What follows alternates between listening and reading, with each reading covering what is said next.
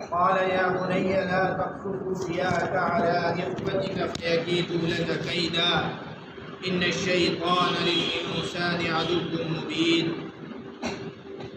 وكذلك يجتبيك ربك ويعلمك من تأويل الأحاديث ويتم نعمته عليك وعلى آل يعقوب كما أتمها على أبويك من قبل إبراهيم وإسحاق إن ربك عليم حكيم صدق الله العظيم۔ محترم عزیز دوستو، پچھلے ہفتے قرآن کریم کی تفسیر میں تفسیر سے متعلق کچھ آداب کا ذکر ہوا تھا، اور صورت یوسف کے اندر جو مضامین ہیں اور ایک عام انسان کو، ہمیں اور آپ کو اس صورت سے جو فائدہ حاصل ہو سکتا ہے ان کا بیان آیا تھا۔ اور یہ بات آئی تھی کہ رب العالمین نے قرآن کریم کو عربی زبان میں نازل فرمایا تاکہ تم اس کو سمجھ لو۔ معلوم ہوا کہ قرآن کریم کو جو شخص سمجھنا چاہے اس کی صحیح طور پر، صحیح طریقے سے، صحیح انداز میں اس کے لیے عربی زبان سے واقفیت کا ہونا یہ بنیادی شرط ہے۔ آج کی آیات میں فرمایا نحن نقص علیک احسن القصص بما اوحینا الیک ھذا القرآن، ہم آپ کو ایک عمدہ قصہ سناتے ہیں، ہم آپ کو ایک عمدہ قصہ سناتے ہیں۔ پچھلے ہفتے یہ بات آئی تھی کہ قرآن کریم نے اس کو عمدہ قصہ کیوں کہا؟ اس لیے کہ اس کے اندر وہ سب کچھ موجود ہے جو ایک انسان اپنی زندگی کے مختلف مراحل میں جن حالات سے گزرتا ہے۔ سورہ یوسف کے اندر سارے کے سارے حالات اور ان حالات میں انسان کے لیے رہنمائیاں یہ مکمل طور پر موجود ہیں۔ اس لیے اس کو کیا فرمایا؟ احسن القصص، بہترین قصہ، عمدہ قصہ فرمایا۔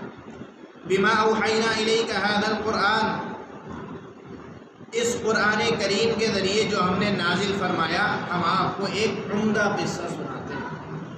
آگے فرمایا وَإِن كُنتَ مِن قَبْلِهِ لَمِنَ الْغَافِلِينَ، اور یقیناً آپ اس کے نازل ہونے سے پہلے اس واقعے سے بے خبر تھے۔ قرآن کریم کو آپ صلی اللہ علیہ وسلم سے متعلق یہ بات کہنے میں قطعاً کوئی دشواری نہیں ہے۔ رب العالمین نے آپ صلی اللہ علیہ وسلم کو اس دنیا میں امی بنا کر بھیجا تھا۔ آپ نے اپنی زندگی کے اندر نہ کسی سے پڑھا، نہ کسی سے سیکھا، نہ کسی سے لکھنے کا کچھ علم حاصل کیا۔ جب آپ صلی اللہ علیہ وسلم کو نبوت حاصل ہوئی اس موقع پر نہ آپ صلی اللہ علیہ وسلم سے پڑھنا آتا تھا اور نہ آپ صلی اللہ علیہ وسلم سے لکھنا آتا تھا۔ علم کا کوئی سودا آپ صلی اللہ علیہ وسلم کی جانب ملتا نہیں تھا۔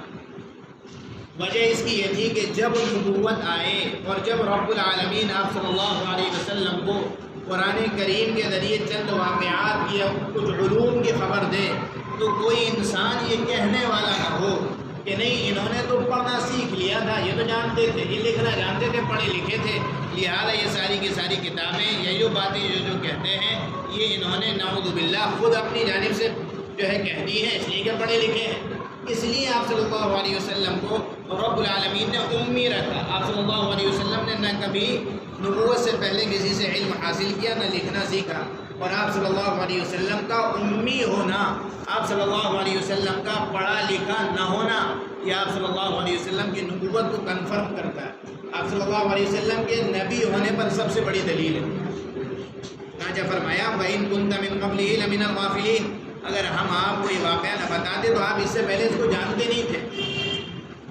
آگے اصل واقعے کی شروعات ہے۔ فرمایا اذ قال یوسف لأبیہ، یاد کیجئے اس بات کو، اس واقعے کو کہ جب یوسف نے کہا اپنے ابا سے یا ابتی، اے میرے والد، اے میرے ابا۔ قبل اس کے کہ یوسف علیہ السلام کا واقعہ شروع کیا جائے حضرت یوسف کا کچھ تعارف ہو جائے۔ حضرت یوسف علیہ السلام کے بارے میں خدا صلی اللہ علیہ وسلم نے فرمایا ہوا ابن الکریم ابن الکریم ابن الکریم ابن الکریم، وہ شریف زادے، پھر شریف زادے اور پھر شریف زادے۔ حضرت یوسف علیہ السلام کے والد حضرت یعقوب یہ پیغمبر، حضرت یعقوب علیہ السلام کے والد حضرت اسحاق یہ پیغمبر، اور حضرت اسحاق کے والد حضرت ابراہیم علیہ السلام یہ پیغمبر۔ نسلاً در نسلاً نبوت اس خاندان کے اندر چلی آ رہی تھی۔ حضرت ابراہیم علیہ السلام کی حیثیت دنیا کے اندر ایک سچا حنیف سیدھا مذہب نافذ کرنے کا رہی تھی۔ چنانچہ حضرت ابراہیم علیہ السلام کے دو فرزند ہوئے، ایک حضرت اسماعیل علیہ السلام اور ایک حضرت اسحاق علیہ السلام۔ حضرت اسماعیل علیہ السلام حضرت ابراہیم علیہ السلام کا جو اصل وطن تھا، اصل مسکن تھا، وہ جگہ تھی جہاں پر اب ملک شام ہے، فلسطین ہے، وہ اصل جگہ تھی ان کی۔ ان کے دو بیٹے ہوئے، ایک حضرت اسحاق اور ایک حضرت اسماعیل۔ حضرت اسماعیل علیہ السلام وہاں سے جیسا کہ واقعات ہم سنتے رہتے ہیں، خانہ کعبہ کی جانب مکے میں آ کر بس گئے تھے اور وہیں پر ان کی نسل چلی اور آخر میں اسی نسل میں آپ صلی اللہ علیہ وسلم کی پیدائش ہوئی۔ دوسرے صحابہ جو حضرت اسحاق تھے وہ اسی ملک شام کے اندر قیام پذیر رہے، وہیں مسجد اقصیٰ کی بنیاد انہوں نے ڈالی، اور ان کی اولاد حضرت یعقوب علیہ السلام ہوئے، ان کو بھی نبوت عطا کی گئی۔ حضرت یعقوب علیہ السلام کے 12 صاحبزادے ہوئے، ان میں سے ایک حضرت یوسف علیہ السلام ہیں جو کہنا چاہیے پیغمبر ہوئے، اور حضرت یعقوب علیہ السلام ہی سے بنی اسرائیل کا ایک طویل سلسلہ چلا جس کے اندر تقریباً 50 یا 70 ہزار پیغمبر ہوئے، ایک بڑی تعداد، ہزاروں کی تعداد میں پیغمبر اس قوم کے اندر آئے۔ تو یہ سارا کا سارا گھرانہ، سارا کا سارا خاندان نبوت والا، نبی والا خاندان نکلا۔ حضرت یعقوب علیہ السلام کے 12 بیٹے تھے۔ کتنے بیٹے تھے؟ 12 بیٹے تھے۔ 10 بیٹے ایک بیوی سے تھے اور 2 بیٹے ایک بیوی سے تھے۔ جو 2 بیٹے ایک بیوی سے تھے ان میں ایک حضرت یوسف علیہ السلام تھے جو اپنی ذکاوت میں، علم میں، سمجھداری میں، دانائی میں، خوبصورتی میں مشہور تھے۔ لہٰذا ظاہر سی بات ہے جب ایک بچے کے اندر اتنی خصوصیات ہوں تو باپ کی اور والدین کی محبت اس سے بڑھ جاتی ہے۔ اور ایک ان کے چھوٹے بھائی تھے، ان کا نام بنیامین ذکر کیا جاتا ہے۔ یہ دونوں سگے بھائی تھے اور اس کے علاوہ باقی 10 یہ سوتیلے بھائی تھے۔ یہ 12 بھائیوں کا حضرت یعقوب علیہ السلام کا یہ خاندان تھا۔ بہرحال قصے کی ابتدا اس طرح سے ہوتی ہے کہ حضرت یوسف علیہ السلام کی محبت حضرت یعقوب علیہ السلام کو بہت تھی۔ ایک موقع پر حضرت یوسف علیہ السلام صبح میں آئے اور اپنے والد کو اپنا ایک خواب، بڑا عجیب و غریب خواب، یہ ذکر کیا۔ کیا کہا یوسف نے اپنے ابا سے کہ اے میرے ابا، انی رأیت 11 کوکبا، میں نے دیکھا ہے 11 ستاروں کو، والشمس اور سورج کو، والقمر اور چاند کو، رأیتہم لی ساجدین، میں نے ان کو دیکھا ہے اپنے لیے سجدہ کرتے ہوئے، میں نے دیکھا ان کو اپنے لیے سجدہ کرتے ہوئے۔ اس آیت کے اندر ہمارے لیے کئی سبق ہیں۔ پہلا سبق یہ ہے کہ ایک بیٹے کو اپنے باپ کے سامنے کس طرح سے پیش آنا چاہیے، کون سے الفاظ استعمال کرنا چاہیے، کیا انداز تکلم ہو، انداز گفتگو ہو۔ چنانچہ فرمایا کہ یا ابتی، اے میرے ابا، یہ ایک محبت کو بتاتا ہے کہ حضرت یوسف علیہ السلام کی حضرت یعقوب سے کیا محبت تھی، کیا ادب تھا، کیا احترام تھا۔ ایک بات ہم کو یہ معلوم ہوتی ہے۔ دوسری بات یہ معلوم ہوتی ہے کہ ایک بیٹا وہ اگرچہ کتنا عمدہ ہو، کتنا بہترین ہو، لیکن اس کو اپنے باپ سے کبھی آگے نہیں بڑھنا چاہیے۔ آج ہوتا یہ ہے کہ اولاد نے ذرا تعلیم حاصل کی اور اپنے ابا کو باپ سمجھنا بھول گیا، اس کا ادب اور احترام چھوڑ دیا، اس کی حقارت اپنی کہنا چاہیے دل کے اندر بیٹھ گئی، اور یہ سمجھیے کہ نہیں ابا تو جو ہے وہ بے دین ہے، یا ابا تو جانتے ہی نہیں ہے، ہم نے علم حاصل کیا ہے مدرسوں کے اندر یا کالج کے اندر یا اسکولوں کے اندر، زیادہ ہم بڑھ گئے اور ابا جو تھے وہ گھٹ گئے۔ حضرت یوسف علیہ السلام کا اپنے والد سے اس چھوٹی عمر کے اندر یہ سوال کرنا یہ بتاتا ہے کہ نہیں اپنے والد کا کتنا احترام تھا ان کی نگاہوں میں، کتنا دل کے اندر مقام و مرتبہ تھا، اور والد کی سمجھداری، تجربے کاری اور ان کی دینداری کا ان کے دل کے اندر کیا مقام تھا۔ تبھی تو اگر اپنا خواب ڈائریکٹ اپنے والد صاحب سے بیان کر رہے ہیں۔ یہ سبق ہم کو اس آیت کے ذریعے سے دیا گیا۔ آگے جب یہ خواب بیان فرمایا تو حضرت یعقوب علیہ السلام چونکہ نبی تھے، رب العالمین نے حضرت یعقوب علیہ السلام کو ایک عجیب و غریب شخصیت کا حامل بنایا تھا۔ آپ سورت کو پڑھیں گے، آگے نگاہ دوڑائیں گے اور آگے جب آیات آئیں گی تو آپ کو معلوم ہوگا کہ حضرت یعقوب علیہ السلام کا معاملہ کیسا ہے۔ ایک ایسا پرسکون شخص، بہت کم بولنے والا، بہت باریک بھی حالات کا بغور مطالعہ کرنے والا، بات کی تہوں تک جانے والا، بات کو اچھے طریقے سے سمجھ جانے والا، لوگوں کے مزاجوں سے واقف، اپنی اولاد کے ایک ایک مزاج سے واقف شخص۔ حضرت یعقوب علیہ السلام کی شخصیت اس طرح سے سامنے آتی ہے۔ چنانچہ جانتے تھے کیا فرمایا، قال یا بنیا، کہا کہ اے میرے بیٹے، لا تقصص رؤیاک علی اخوتک، اپنے اس خواب کو اپنے بھائیوں کے سامنے بیان نہ کر دینا، اپنے اس خواب کو اپنے بھائیوں کے سامنے بیان نہ کر دینا۔ جانتے تھے حضرت یعقوب علیہ السلام بھائیوں کے اندر کا مزاج کیا ہے۔ ایک بات یہاں پہ یہ غور کرنے کی ہے کہ جب ہمارے خیال میں، ہمارے ذہن کے اندر یہ ہے کہ حضرت یعقوب کے یہ جو 10 بیٹے تھے یہ بالکل گئے گزرے تھے، جیسے کہ واقعات سنتے رہتے ہیں کہ انہوں نے ڈالا اور بیچ دیا، حالانکہ ایسا نہیں ہے۔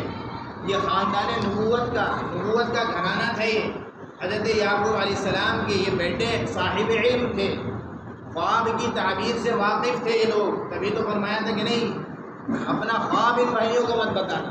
اگر یہ لوگ کم علم والے ہوتے، یہ کہنا چاہیے بے دین قسم کے ہوتے، جیسے کہ عموماً ایک تاثر جاتا ہے ایک سے کہ حسد کرنے لگے، کنویں کے اندر ڈال دیا، بیچ دیا، ظلم کیا، تو ایک دم یہ خیال یہ جاتا ہے کہ یہ جو تھے وہ بے دین لوگ ہوں گے، حالانکہ ایسا نہیں ہے، بہت سی علم لوگ تھے، اور ایسا معلوم ہوتا ہے کہ خواب کی تعبیر سے یہ بھی واقف تھے، تبھی تو بتایا تھا کہ خواب ان سے نہ بتا دینا۔ معلوم یہ ہوا کہ بعض افراد ایسے ہوتے ہیں جن کو رب العالمین نے بہت نعمتیں دی ہوتی ہیں، علم دیا ہوتا ہے، دینداری دی ہوتی ہے، اس کے باوجود بھی خرابیاں ان کے اندر آ جاتی ہیں، ان کے اندر آ جاتی ہیں۔ حسد جیسی بیماری ان کے دلوں میں بھی جگہ پکڑتی ہے۔ چنانچہ فرمایا کہ اپنے بھائیوں سے اپنے خواب نہ بتا دینا، فَيَكِيدُوا لَكَ كَيْدًا، یہ پھر تیرے خلاف چالیں چلیں گے، تجھ کو پھانسیں گے، مکر و فریب کے اندر تجھ کو پھانس لیں گے۔ لیکن جب یہ تعلیم دی، جب یہ بتایا، بھائیوں کے مزاج سے واقف کرایا، تو ایک بات یہ بھی بتا دی کہ دیکھو بھائیوں سے بدگمان نہ ہو جانا، اس لیے کہ اصل دشمن تیرے بھائی نہیں ہے۔